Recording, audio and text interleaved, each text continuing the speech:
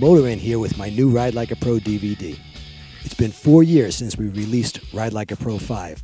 I honestly believe we could never improve upon that DVD. It was that good.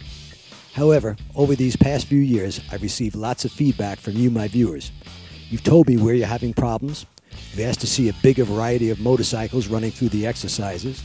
You've asked to see more helmet cam footage, so you can see exactly what I'm doing. In addition, since the completion of Ride Like a Pro 5, I put several hundred students through my course. Those students have helped me to find lots of ways to make learning the 3 techniques faster and easier. If you've never seen any of my Ride Like a Pro videos, you will not be missing anything. I'm including all the information and exercises from those videos, plus more. There are just 3 simple techniques you must master. These techniques are what separate the amateur from the professional. Use the techniques a little bit, you'll be a little bit better rider.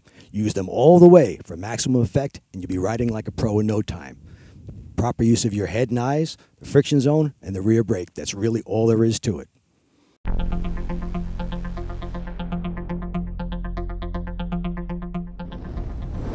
All right, you've practiced the friction zone exercises. You got a real good handle on that friction zone and use of the rear brake. You've kept your head and eyes up as you should, and you're ready for the first exercise. This is called the slow cone weave. Here's a diagram of the slow cone weave. Now, I mentioned in the practice guide to start at 12 foot, but if you have any problems with that, you could start at 15 feet. You want to focus as you come in. You'll be coming in from here. You want to focus about halfway down the line of cones you have. The more cones you have, the better it is. Keep your head and eyes up. Focus at about the halfway point where you see this green dot. As you start to get close to the center part, you want to keep your head and eyes up and look at the very last cone. Again, about 4 to 5 feet above it. Let the bike lean and sway and dip from side to side. So the motion should look similar to this. Bring it out, lean it, back in.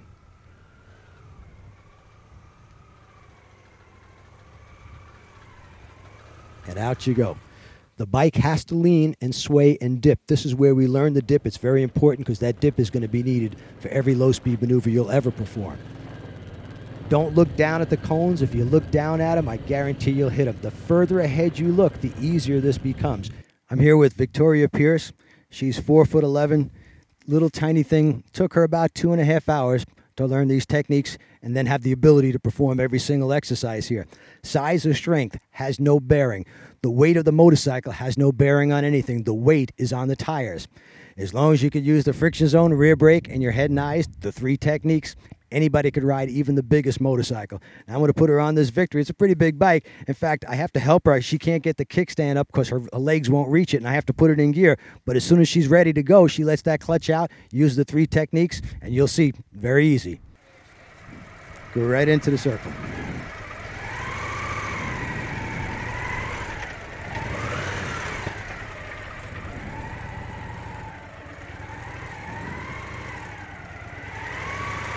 Nothing to it when you know the proper techniques. No such thing as a bike that won't do it.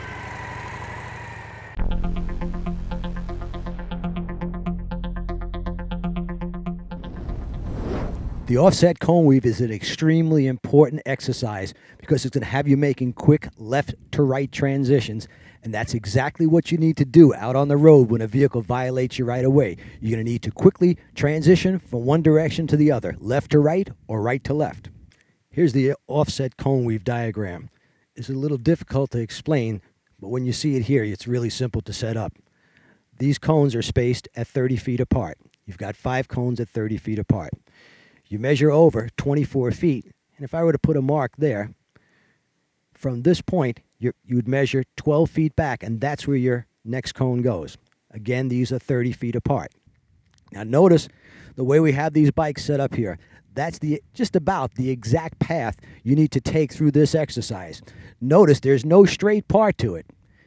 There's no zigzagging motion. It's a big S-shaped turn.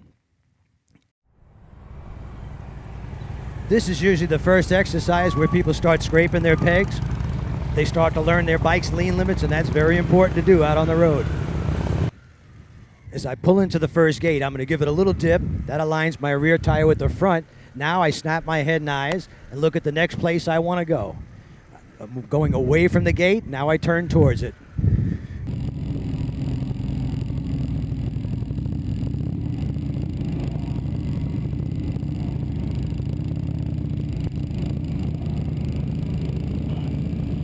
Don't forget to counterbalance as you're going through. That is, your body stays straight up, the bike leans under you. If the bike is leaning to the left, you're keeping your weight to the right side. If the bike is leaning to the right, you're shifting your shoulders, which takes your weight to the opposite side. Don't want to lean with the motorcycle at low speeds. Above 20 miles an hour or so, it's okay to lean with the bike as you go around turns, but at low speeds, we want to lean to the opposite side.